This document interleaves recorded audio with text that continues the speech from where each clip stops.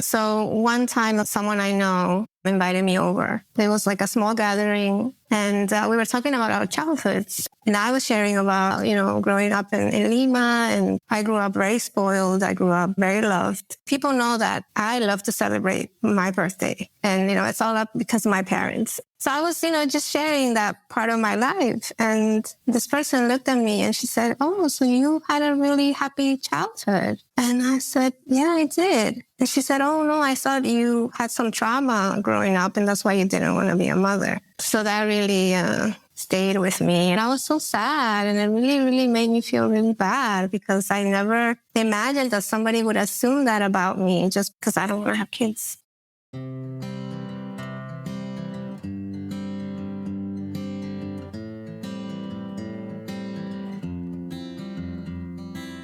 That was today's guest, Sabrina. Hi, everyone, and thank you for joining me. My name is Nandita Bajaj, and I'm the host of Beyond Pronatalism, Finding Fulfillment with or Without Kids, an interview series in which, through intimate conversations with women and men from diverse backgrounds, I explore how they are courageously and creatively navigating pronatalism, the often unspoken pressures to have children, whether from family, friends, or the culture at large. In each episode, I dive into personal stories with people who are forging unconventional pathways to fulfillment, including redefining what family means to them, whether that means being child-free or childless, having biological kids, adopting or fostering children or animals, or creating close-knit communities of friends and loved ones.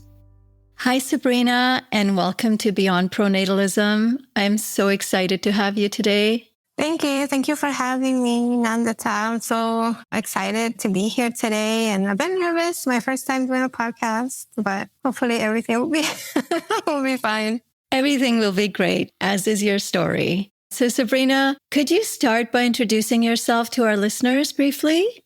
I'm Sabrina. I was born in Lima, Peru, and I moved to sunny Miami, Florida as a teenager. And that's where I lived most of my life until I decided to move to Portugal 7 years ago. So this is my home now, and I'm currently 46 and I'm in the final stages of my PhD, and I actually just turned in my thesis this week. So very excited about that.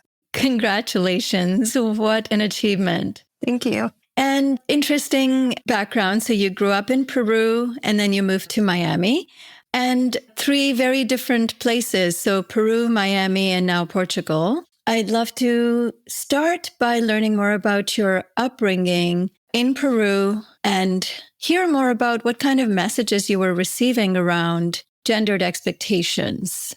Well, I would say maybe 90% of Peru, it's Catholic. So I think religion plays a big part in the country. But in my family, I don't think I felt that strong. I mean, religion was always present, but I don't think my parents were ever those type of parents that would push that on me, like, "Oh, you need to get married and have kids." They were more about my education, being independent, having a career was very important for them. My parents have been married for 62 years.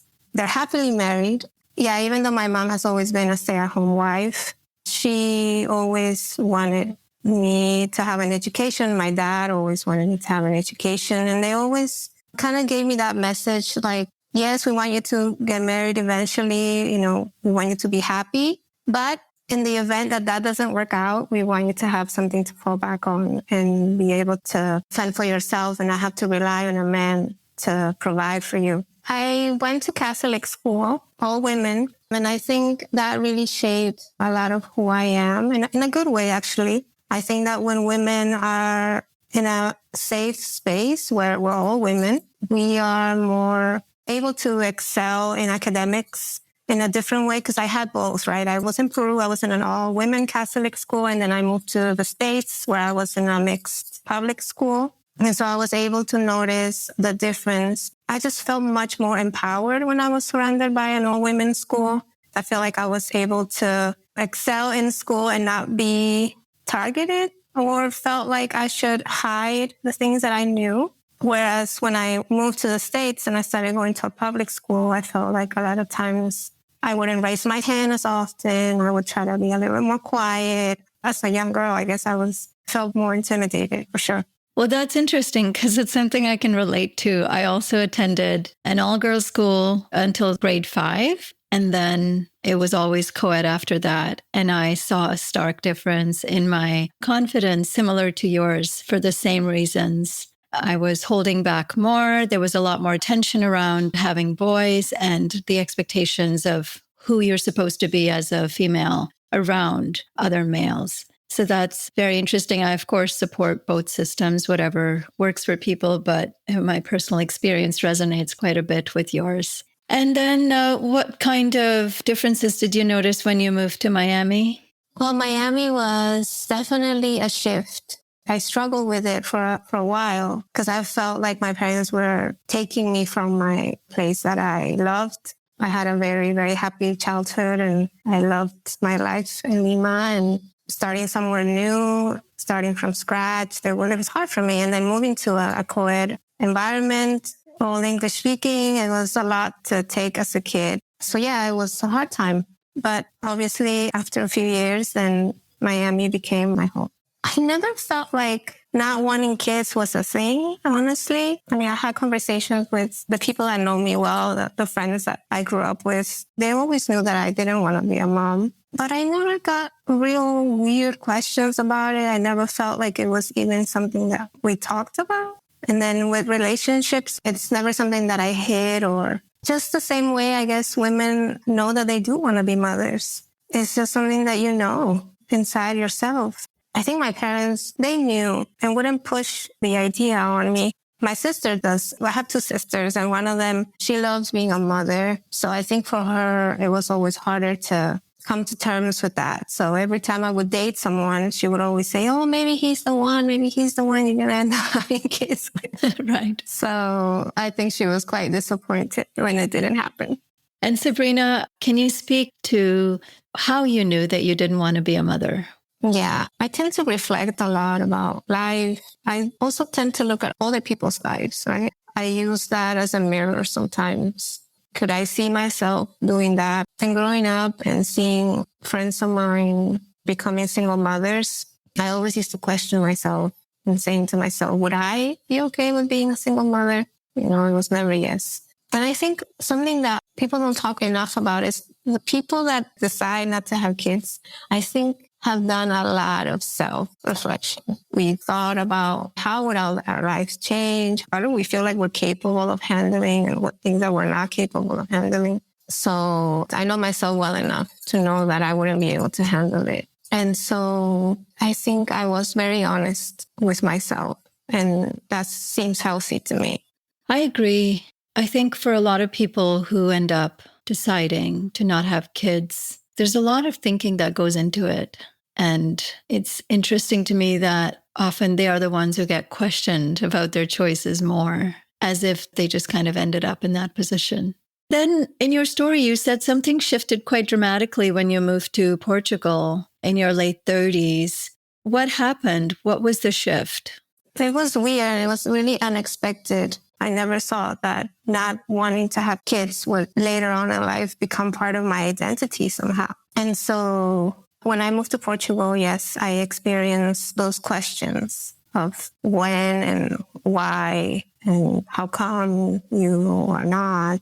And I don't know if it has to do a lot with also being a very traditional conservative country with very much tied to religion. So one time someone I know invited me over. It was like a small gathering, and we were talking about our childhoods. And I was sharing about, growing up in Lima and going on holiday with my parents. We used to go to the beach a lot. And because I'm the youngest, and because there is a difference in age of 15 years between my sisters and I, my parents had me when my mom was 40. So back in the day, having a child in your 40s was like almost unheard of. It was such a high-risk pregnancy. So when I was born, my parents kind of saw me as like a miracle. And so I grew up very spoiled. I grew up very loved. So every time my birthday would come around, my parents used to really, really celebrate. Like I used to invite everyone in my school. It was like 40 some odd kids. The parties were huge. And so people know that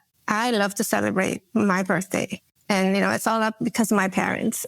So I was, just sharing that part of my life. And this person looked at me and she said, "Oh, so you had a really happy childhood?" And I said, "Yeah, I did." And she said, "Oh, no, I thought you had some trauma growing up and that's why you didn't want to be a mother." So that really stayed with me. And I remember I came home that day and I spoke to my partner and I was so sad. And it really, really made me feel really bad because I never imagined that somebody would assume that about me just because I don't want to have kids. That's pretty stark. That's the conclusion that people would draw. That's how normal it is considered for women to have children, that there would have to be something traumatic in their lives for them to consider not being mothers. And did your partner also not want children?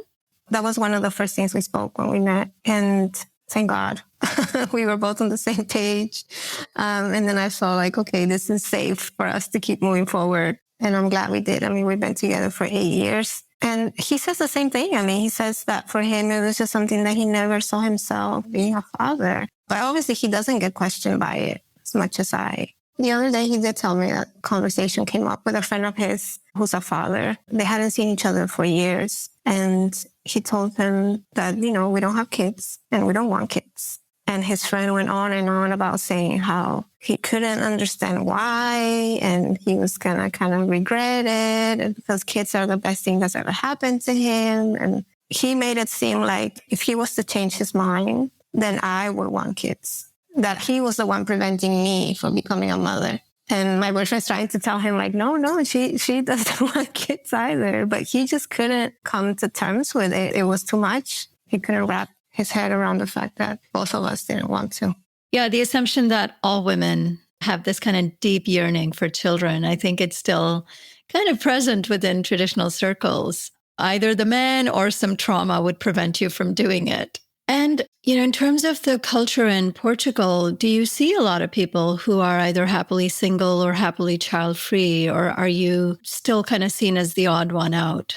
Like I told you before, growing up, I never imagined that this will become part of my identity now in my 40s. But if you go online and you go on Instagram and you see all these influencers now talking about being child-free and how many people actually resonate with the message. And then all the people who actually go on their platform to criticize their life choices, which I don't understand why. I mean, it doesn't affect you personally. It doesn't negate the fact that you are a father or a mother. And that's culturally, I think we need to respect people's choices, right? It's just as valid to want to be a mother or a father as not wanting to be one. I don't think one diminishes the other. There's not a competition here. There's no right or wrong. I listened to your podcast. I got in contact with the writer of the book, Others Like Me. Nicole Louis, yes. Yeah. And I had a very small book club. I told her about it. And all of us kind of like in our 40s. And I told her that a lot of us, coincidentally, are also child-free. And these are people that I'm meeting now. So because of that, and because her and I decided to have this book club talking about her book, I've met other women who also live in Porto and who are child-free. And so I decided to create a smaller meetup called Childfree Women in Porto. And I'm actually going to have our first coffee time next week. So we're going to meet. That is so exciting. And I love that an episode from this podcast helped to establish that and helped you find other people. That is really, really inspiring. I know other people who have been guests on the podcast have asked to connect with other guests after hearing their stories. And I'm sure that your initiative to start this meetup will also be an inspiration for others who are listening to consider doing the same. And I appreciated what you said, that because of these cultural assumptions, you've had to make being child-free a part of your identity, which you never thought to be that big of a deal before. And now it's like a label that you have to wear. What does it look like for you and your partner to be child-free? What does your life look like today? What are the kinds of ways in which you celebrate that choice and, live your life? I think you asked me earlier if I had had anyone in my family growing up that I used to look up to. That person didn't come into my life until later when I was already an adult. And it's my uncle. Him and my aunt, they lived here in Italy for a while. And they were also child-free. And I used to look at their lives, and they were such a source of inspiration. They used to travel a lot. And my aunt was very involved in many, many, many different things. Unfortunately, she passed away. But seeing them growing up and seeing the dynamics of their relationship was really something that I used to look up to, just because it was kind of like a way for me to have a reference that life can be fulfilling if you don't have kids. And I know a lot of people in our family used to ask, why didn't they have kids and stuff like that. But I was like, man, but they're thriving. They have this amazing life. And there's nothing that I think that we're lacking. When they had such great love for each other and respect for each other. So, yeah. Well, my partner and I did want to share this part because, most of our adult life, we had a pet. So my boyfriend had his dog of 19 years. So he was with him for a long time. And he passed away during COVID. But then I had my dog. He moved with me from Miami. And I had him for 16 years. So that's also a long time. And so, unfortunately, my dog passed away beginning of last year. And so I think it's been an adjustment for the both of us to now in this part of our lives, right? Like we're both in our 40s to kind of navigate this life without having a pet. I'm still grieving. There's times where it's harder for me. And I don't think people talk enough about grieving the loss of a pet. And so, yeah, it's all very new to us. We spend a lot more time out. It's just a new chapter, I guess. I'm so glad that you brought up the grief part, that, we don't allow ourselves to grieve properly, or culture doesn't allow us to grieve openly when, the animals in our family pass away. Because even today, it's still considered less than a human family member. Absolutely. And I talk about it openly with people I know because it has been hard. It's still hard. Even the furniture, right? The spaces where you spend most of the time with them. And so we had to sell our couch. We bought a new couch. So it's just little things. No one really talks about how much they are a part of you. And they're so special. And their absence is definitely felt. And I know a lot of people try to be compassionate and they say, but you can just get a new one. And that's not the way things work either. Now we're in our 40s. I also see things differently. The amount of time that I have, the flexibility that I have. So a lot of my friends have kids, right? But I also gravitate towards the friends that don't have kids. And I think it's natural to want to hang out with people that kind of are going through the same things as you. I think it happens to people that are parents too. They rather hang out with other parents, right? Because they also understand their struggles. And so I like having both. The one thing that I do hope is that I am that friend for my friends who are mothers that can come to me and talk about things other than being a mother. I love being that for my friends. I love to talk to them about them and not just the fact that they are mothers. And I feel like my friends are also a bit more open and honest with me about motherhood, which sometimes I feel like they can't be that honest with other mothers. So I feel like we need to create a safe space for people just to talk about the struggle of actually being a parent, because there are times where it is difficult.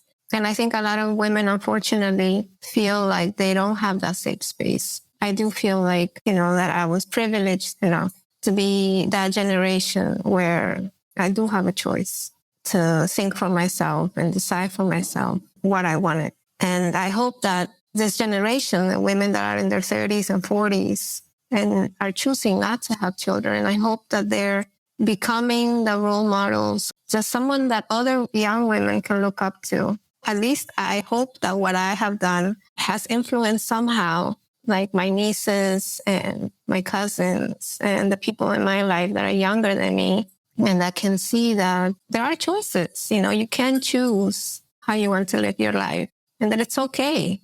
Absolutely. I do think in order to create a truly inclusive society, we have to model for people that we're not trying to create silos of child-free people over there and parents over there. There should really be no animosity between the two groups. Pronatalism doesn't need to capture all of our lives. And the fact that you had choice available to you throughout and that you could exercise what you wanted to do and that you've been allowed for the most part to express that freely is a wonderful thing. And we want to see more of that in the world. Absolutely. I appreciate you and your story so much, Sabrina. Thank you so much for joining me today. No, thank you, Nandita. I mean, I've been following you for a long time. I was like that fan, was writing to you, telling you how much your podcast has meant to me and how many people that I've listened in your podcast have inspired me as well. Because it's good to hear other people that are going through the same things, that have chosen the same lifestyle and that you can connect with. So thank you so much for having me. Thank you. I really appreciate that. That's all for today's episode. Thank you so much for listening. Check out the show notes to see how you can get in touch with me. Whether you'd like to share feedback about the show or a particular episode, or whether you'd like to join me on the show to share your own story, I'd love to hear from you. Thank you so much again for joining me today as we collectively discover and celebrate the many different pathways to fulfillment beyond pronatalism. Beyond Pronatalism is brought to you by Population Balance, the only nonprofit organization advancing ecological and reproductive justice by confronting pronatalism. This podcast is produced and hosted by me, Nandita Bajaj, with the support of my production team, Josh Wild and Alan Ware.